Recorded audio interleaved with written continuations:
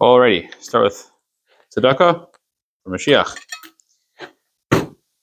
I usually do is I upload the morning's recording to YouTube, and then I delete the recording so that my phone has space to record the next recording. I forgot to upload it to YouTube, so hopefully we won't have half a class. Okay. Going further, in the Alter Rebbe's Shulchan Aruch, the laws of Rosh Hashanah, Siman chapter Taf Kuf Pevav 586. I'm sorry. This is Dinei Shofar Shel Rosh Hashanah. This is the laws of the shofar of Rosh Hashanah. This is not the laws of how to blow the shofar and how, in what manner. Rather, the laws of the physical object itself, the shofar. Because you can't just use any simple horn, and even the right horn, you have to make sure that it is in a proper condition. So let's jump into it. We're going to do the first two laws today, God willing. Okay. Law number 1. Shofar shel Rosh Hashanah mitzvasei sheyihi kafuf. The shofar of Rosh Hashanah, it is a mitzvah. Its mitzvah is that it should be bent. It shouldn't be a straight horn. It should be a bent horn. Most shofars that you see are bent. Why? Why do we make a specific emphasis that it should be bent? In order that the Jewish people should subdue their hearts to the Holy One, blessed be He, in prayer. So it's to remind us and to symbolize and to reflect the idea that on Rosh Hashanah we are supposed to subdue our hearts to Hashem in prayer. The basis of this is a few different places. It says in the Gemara, in the Talmud, Rosh Hashanah, the tractate Rosh Hashanah, page 26, side B, it says, Amar Rabbi Levi, Rabbi Levi said, Mitzvah shel Rosh Hashanah, Shem Kippurim, Bikfufin, that the mitzvah of Rosh Hashanah, the shofar of Rosh Hashanah, should be bent. And the theme of the bentness, the Gemara elaborates over there further. It says, Rosh Hashanah kama dekayv the more people subdue their mind and their hearts, the better. And also it says in the Jerusalem Talmud, the tractate Rosh Hashanah, chapter 3, law 4, says that Rabbi Yonah said, I have a mistake here. I'm not sure what the word is supposed to be. That they should subdue their hearts in prayer. This is the basis of where the Alter is getting this from. The end of law number 2 is going to talk about what about a straight shofar, not a curved one, not a bent one. We'll get there in a minute. Okay, going further. V'kol hashofaris hakfufim kshedin. All bent shofars, all curved shofars are kosher, are fit for this mitzvah. Chutz mishal para v'shal shar, except the horn of an ox and a cow and an ox. What's so bad about a cow and an ox? What did the cow and the ox do wrong? Nothing. They're just not shofars, as we'll see in a second. Because the only thing that is fit to be called that is called a shofar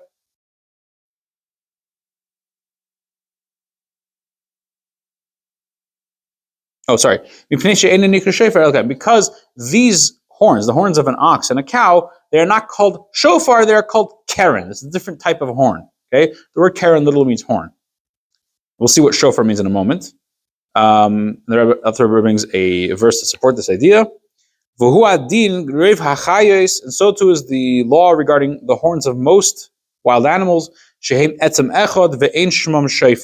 the horns of those animals, they're just one bone, and they're not called shofar. Why?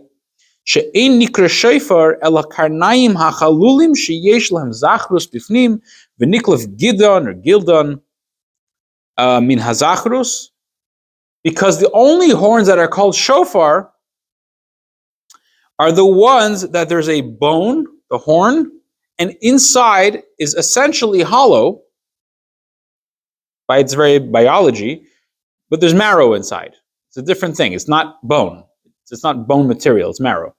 Okay? And that marrow can be taken out. So that is the type of thing that is called a shofar. Okay? For example, the horns of sheep or rams or goats, those are called shofar. Why? The word shofar comes from the word shveiferes. Shveiferes means a tube, a hollow tube.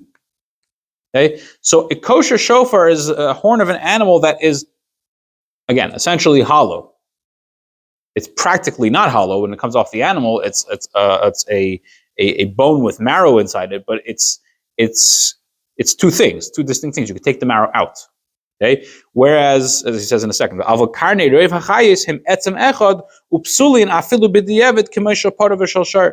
horns of most of other animals, wild animals that have horns, their horn is a solid bone.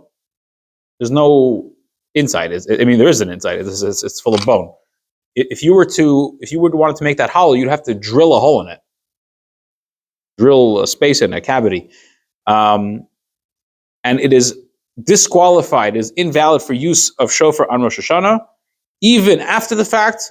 Just like a cow and an ox, for example, if you took a horn of an ox and you drilled a hole through it all the way through, and you made it sound exactly like a regular shofar, the regular sound, and you blew it on Rosh Hashanah, you had not fulfilled your obligation. You need to hear from a proper shofar, because this is not a shofar, this is a keren. Okay.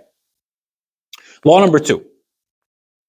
Oh, by the way, the basis of the idea of that which horn to use, which horn not to use, what it has to be called a shofar and not a keren.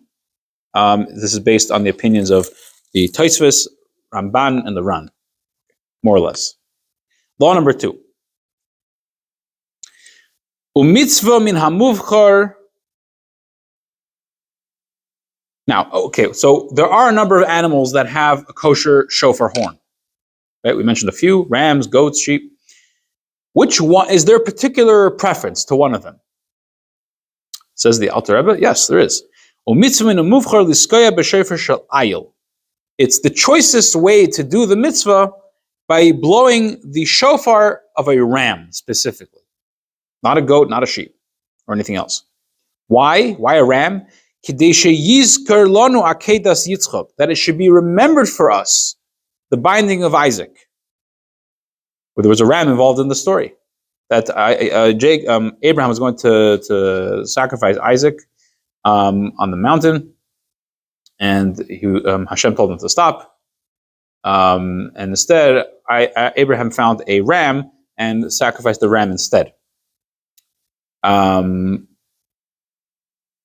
So this was an incredible thing that happened, and it is to our merit that it should be remembered for us. Hashem should remember this for us on Rosh Hashanah. So we specifically should use a ram's horn, so that this ram idea should be specifically remembered on our behalf. I don't know if we mentioned it, but when we learned the first chapter of these laws, it is a custom to eat second chapter, to eat the head of an animal on Rosh Hashanah, because it's the head of the year. We should be a head, not a tail. I don't know if we really went into that. The custom by many is to eat the head of a fish. There are some who eat the head of a ram. It says out the Rabbi Shulchan Aruch to eat the head of a ram for the same reason. You should remember for us the binding of Isaac. Okay.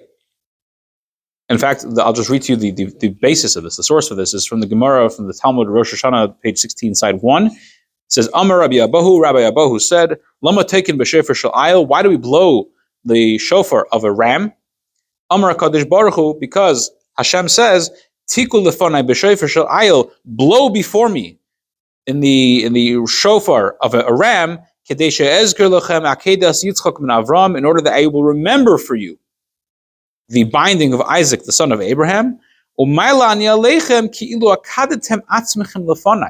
And I will consider it for you as if you bound yourselves up before me as a sacrifice. Wow. That's the basis of this law. So the choicest things to do is the ram's horn. What if you don't have a ram's horn? You have a goat horn, sheep horn? If you don't have a ram's horn, no problem. Use the other ones that are kosher for shofar. Chutz mishal parah v'kayetze boy, except the horns of cows and the like, which we explained in the previous law, that those are not called shofars, they're called keren, they're called horns. Va'afilu b'pashut. Here now we get to the straight horn versus curved horn. If you don't have a curved horn, what do? We said you have to use a curved horn. Va'afilu b'pashut im ein lekofuf. Even if all you have is a straight horn of a kosher, of a horn that's supposed to be used for shofar, kosher shofar horn. If it's straight and you don't have a curved one, that's also fine. Why? Shaloi amru kofuf ela lechatchila. Because the sages only said that you have to use a curved horn initially. Okay? After the fact, if you blew with a straight horn, you fulfilled your obligation. So, for example, if somebody thought that you could use a straight horn, you can't use a straight horn. You have to use a curved horn. Or they made it, or they thought they didn't have a curved horn, and all they had was a straight one. And then after they blew, they found that they had a curved horn, whatever it is. They blew a straight horn. They fulfilled the obligation. Okay, because the requirement to use a curved horn is only initially. And if somebody doesn't have a curved horn, he's treated as if he's in an after the fact situation, as if you already blew in a straight horn and it's fine after the fact. So therefore, if all you have is a straight kosher shofar, you should blow said straight shofar, and you fulfill your obligation like that. It doesn't say it explicitly, but my understanding is that based on this, if you blew a straight horn, and then you realized, oh, wait a minute, I have a curved horn. You already did the mitzvah. You did it with the straight horn, and you remember after you had a curved shofar, or somebody found one for you. You do not need to blow it again. You already fulfilled your obligation. To the extent I would say is you shouldn't blow it again. As we'll learn maybe later, that we don't simply blow shofar willy-nilly on Rosh Hashanah. You need to be doing it for a mitzvah. Okay, have a good day.